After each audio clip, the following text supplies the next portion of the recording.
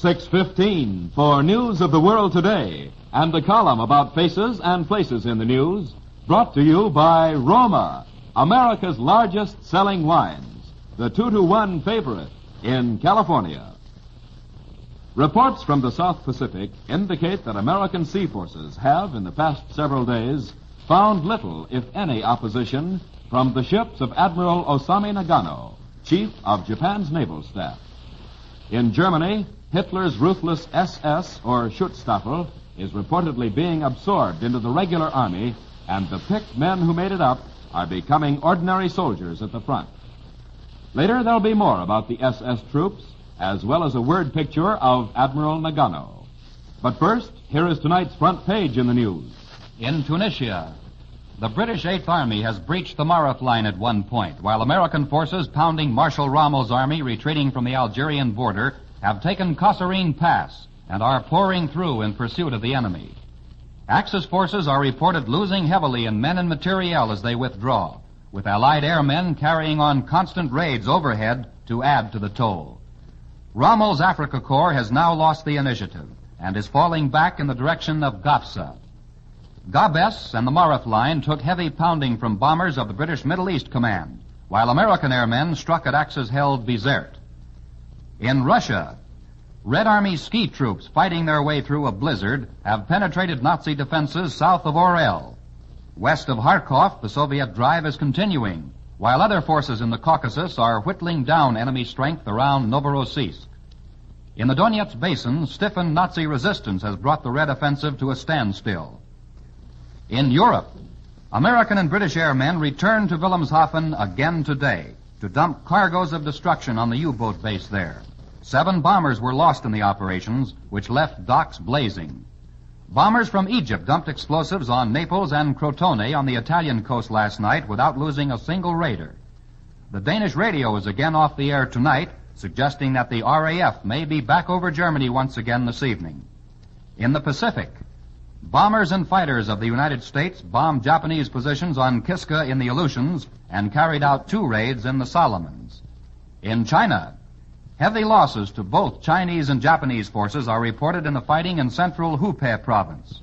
The Japanese have thrown tanks and planes into the conflict in this area.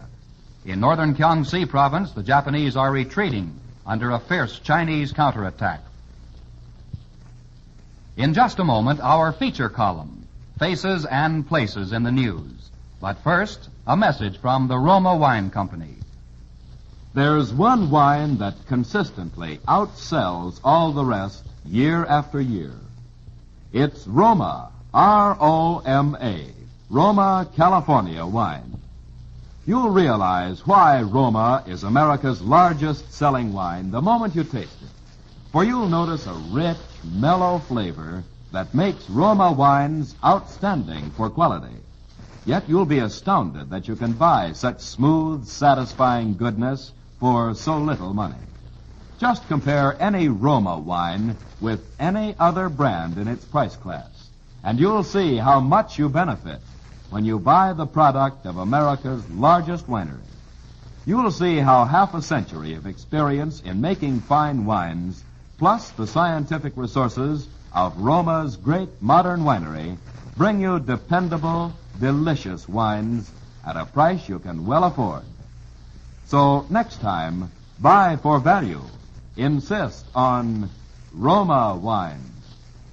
As the United Nations carry the attack with sea and air power to detachments of the Japanese fleet, Admiral Osami Nagano finds it increasingly difficult to explain the growing ineffectiveness of his ships to Premier Tojo in Tokyo.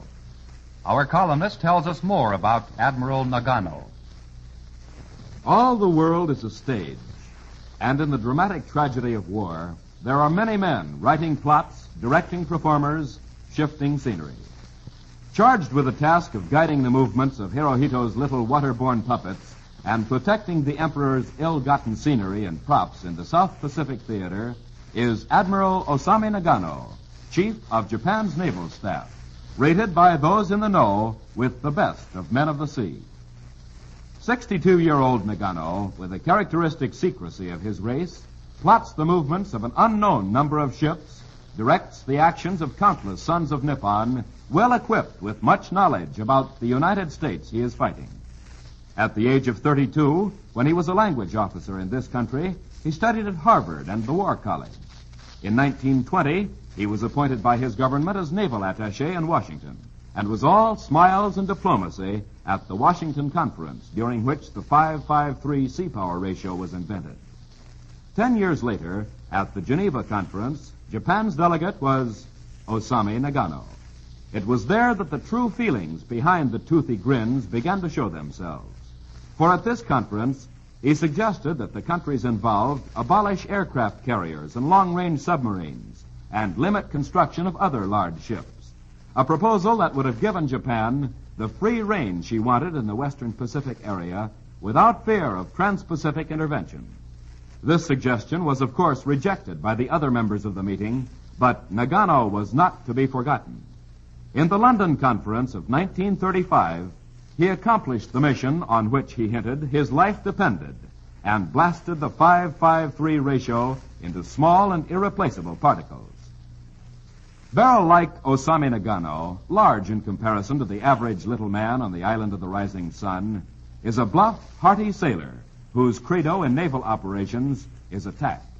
And like so many men of his race, his formula for diplomacy consists of the words, "so sorry."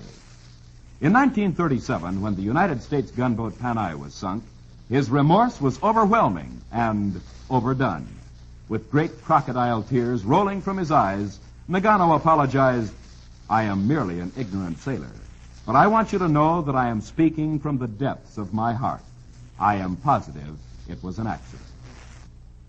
On the 9th of April, 1941, he became chief of the Naval General Staff in charge of operations, and much of the planning and strategy of December 7th came from the ignorant sailor who spoke from the depths of his heart. Popular among his countrymen, admired and respected by his superiors, his ability to keep a secret is unlimited. His third wife, to whom he is now married, probably knows nothing of his thoughts and plans. However, Nagano's duty is clear to all. In the southern wing of the Pacific Theater, the actors of the United Nations are stealing not only the show, but part of the scenery beside.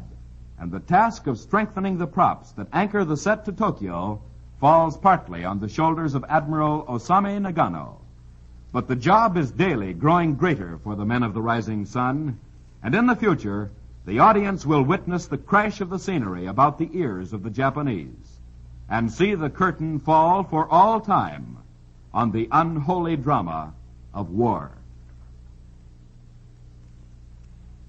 He who lives by the sword shall die by the sword, and any disbeliever may look into Hitler's Germany for proof. It was back in 1926 that the Fuhrer began first to realize that he had a capacity for foisting his delusions of grandeur upon other people.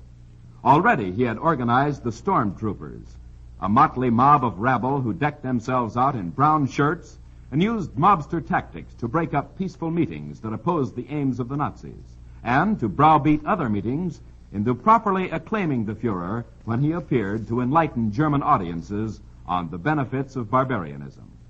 Government by the law of the jungle was his program, and his mobsters were on hand at all times to see that he got a respectful hearing. But the Fuhrer was not satisfied with the ill-assorted gangs that made up the stormtroopers. Was he not to be the god of the Germans, and should he not have a more appropriate bodyguard than a hoodlum gang recruited from the gutters of Berlin? Frederick I had had a bodyguard befitting royalty, and the Fuhrer would have no less. So he organized an elite guard to see to the safety of his own person. 6 feet 6 inches these men must tower in height. Perfect physical specimens they must be. Their background must be above reproach, and men of military training were to be preferred. And above all, they must be slavishly devoted to Adolf Hitler. And so the Schutzstaffel, known as the SS, was formed. They were a far more impressive group than the stormtroopers had ever been. Huge men of military bearing, clad in funereal black uniforms with a death's head emblem on their caps. Their leader was the coldest, most brutal man among Nazi hierarchy. Heinrich Himmler. And as they traveled with the wolf, so they learned to howl. The great unwieldy body of brown shirts were now snubbed by Hitler as his elite guard and Himmler moved closer to him. Ernst Röhm, leader of the stormtroopers, was murdered and his followers disbanded by order. And the highly trained, much trusted black shirts took over to do the brutal biddings of Nazism with maximum efficiency. They murdered and plundered the Jews at the Fuhrer's behest. They did his butchering of disgruntled followers when he decided on mass annihilation of former Nazis and government officials. And they officiated at the brutalities for which German concentration camps have won undying infamy. Then war came. Manpower became the prime need of Nazism, carrying its orgy of blood across all Europe. And Hermann Goering's star began to rise. As commander-in-chief of the Nazi Air Force, with the rank of field marshal, he became more vital to the ambitions of the Fuhrer than Heinrich Himmler and the elite guard. Hitler might carry water on both shoulders, attempting to keep both the bulbous Goering and the brutal Himmler content. But if it came to a showdown, the one who wielded military might held the trump card. The law of the jungle held sway. Today, news from inside Germany indicates that with every resource being mobilized to stem the tides of defeat that threaten Nazism on all sides, the towering members of the SS, who in funereal black carried out the murderous biddings of Hitler, have fallen into disfavor, for they are now being forced to risk their own heads instead of removing those of others. They are being sent to the war fronts to become cannon fodder sacrifices to Hitler's ambitions alongside common German soldiers.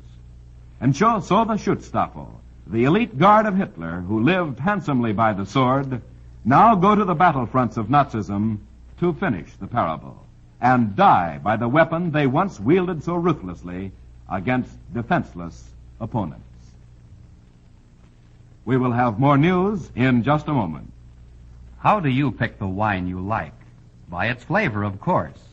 But how can you depend on getting wine with that same flavor every time? Well, thousands of Americans have learned one good way.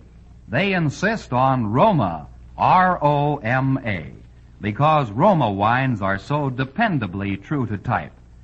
You see, Roma is America's largest winery, with all the benefits of the most modern scientific equipment added to more than 50 years of experience in making fine wines. It's because Roma sells more wine than any other winery in America that it can offer you such fine quality for so little money. But that's just another proof of why it's worthwhile to buy the favorite.